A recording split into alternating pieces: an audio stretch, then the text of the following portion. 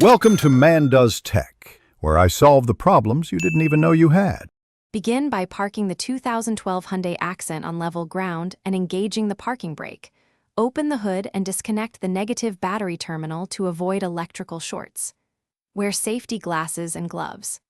Gather tools: 10 mm wrench, 14 mm socket, 3 8-inch ratchet, extension, and a replacement knock sensor compatible with your engine code. Allow the engine to cool for at least 30 minutes before working near the intake manifold and sensor to prevent burns and ensure safe handling.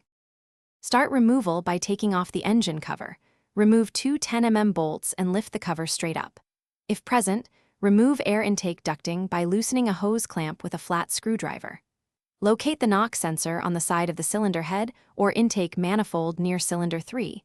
Press the electrical connector tab and pull the connector free. Use a 14 mm socket on a 3 8-inch ratchet to unbolt the sensor. Pull the sensor straight out of the block, inspecting the wiring for damage. Install the new knock sensor by inserting it into the tapped hole and hand-starting the bolt to avoid cross-threading. Then torque the bolt to 25 Nm with a torque wrench. Reconnect the electrical connector until you hear a click, reattach any intake components, and reinstall the engine cover with the 10 mm bolts.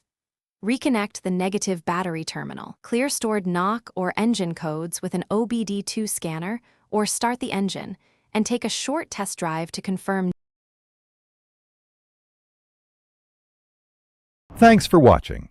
If you found this helpful, don't forget to like and subscribe.